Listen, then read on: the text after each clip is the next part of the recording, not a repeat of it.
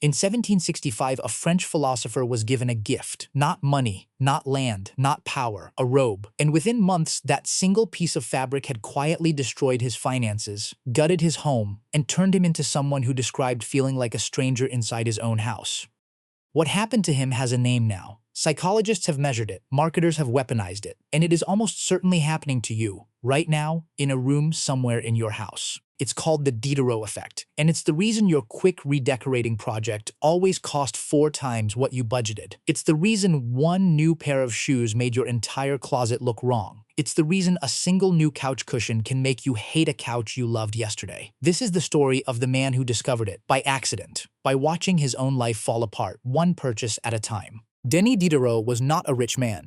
He was a writer, a philosopher, the editor of the Encyclopédie, one of the most ambitious intellectual projects of the 18th century, and one that had left him broke for most of his adult life.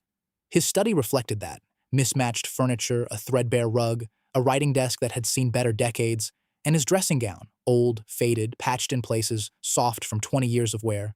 He loved that robe. It was shaped by his body. It bent where he bent. It didn't care about ink stains. It was, in his own words, comfortable in a way nothing new could replicate. Then a friend gave him a new one, scarlet red, made from fine wool, elegant, expensive, and that's when things started to go wrong. Diderot put on the new robe and looked around his study for the first time in years. Really looked. The old rug, which had never bothered him before, suddenly looked filthy against the rich red fabric. So he replaced it. The new rug made his writing desk look like it belonged in a woodshed. Replaced. The new desk made his bookshelves look cheap, his prints look amateurish, his chairs look like they'd wandered in from a different, poorer house. One by one, everything went. New tapestries, new sculptures. A room he had once found completely satisfying now offended him at every glance.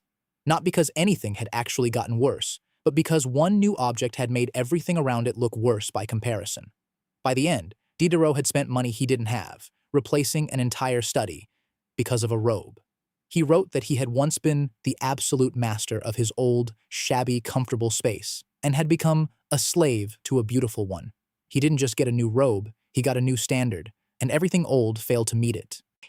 Here's the actual psychology behind what happened to him, and it's more precise than buying one thing makes you want more things. Every object in your life exists inside a system. Your furniture, your clothes, your gadgets, they're not judged individually. They're judged relative to each other. Researchers call this a product constellation, a group of items that are supposed to feel like they belong together, that signal a coherent identity or lifestyle. When every item in the room is old, the system is internally consistent. Nothing clashes because everything matches in quality and age. Your brain isn't running constant comparisons. There's no gap to notice. But introduce one new higher status object into that system and you create what's called an aspirational gap. The new item doesn't just sit there, it becomes the new reference point. Your brain automatically recalibrates its sense of normal around the nicest thing in the room. Every other object is then measured against that new benchmark and found lacking. This is loss aversion and social comparison theory working together, aimed inward at your own possessions. You're not comparing yourself to a neighbor. You're comparing your desk to your own dressing gown. And critically, the discomfort isn't really about the old objects. They haven't changed. What changed is the story they now seem to tell. A worn rug next to a worn desk says,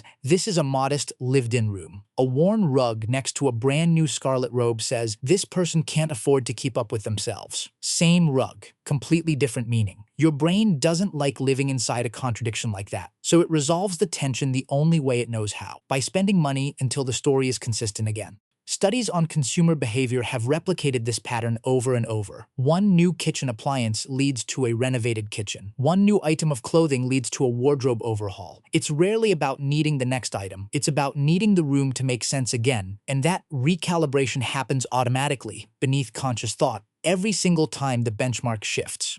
Here's the part that should genuinely unsettle you. You don't need a friend to hand you a scarlet robe anymore. You are handed dozens of them, every single day, by your phone.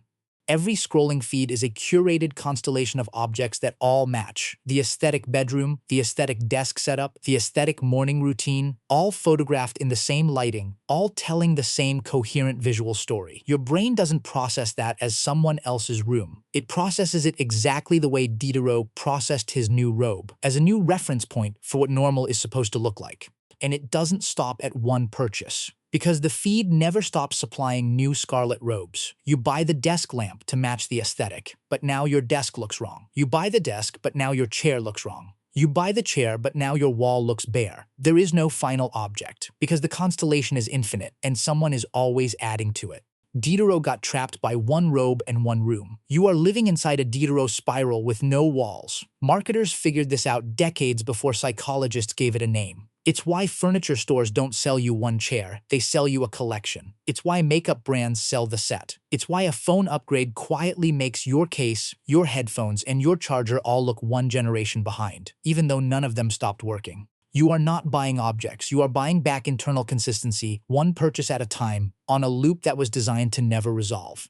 Here's the part that matters. This instinct isn't a character flaw. It's your brain doing exactly what it evolved to do, maintaining a coherent sense of identity and status by keeping your environment internally consistent. That drive kept humans organized, motivated, and socially calibrated for thousands of years. The problem isn't the wiring. It's that modern marketing figured out how to pull the same lever, on purpose, forever, which means you get to decide when to listen to it and when not to. 3 things that actually work. First, before any purchase meant to match something you already own, ask a single question. Would I want this object on its own, in a different room, with nothing to match? If the honest answer is no, the desire isn't about the object, it's about the gap.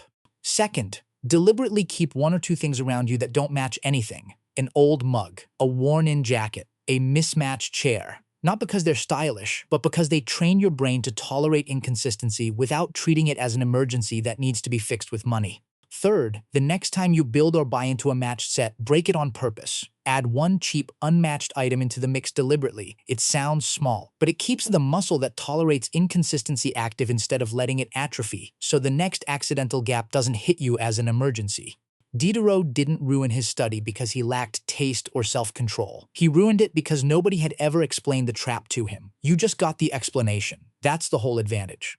This account comes directly from Denis Diderot's own 1769 essay, Regrets on Parting with My Old Dressing Gown, in which he documented the entire spiral in his own words. The term Diderot Effect was later coined by anthropologist Grant McCracken in 1988, who formalized the pattern using Diderot's essay as the foundational case study. Since then, the effect has been repeatedly observed in consumer behavior research on product constellations and aspirational spending. So look around the room you're sitting in right now. Is there one thing in it that's quietly making everything else look wrong? Because the next new thing you buy is already quietly making something else in your house look out of place before you've even noticed it happening.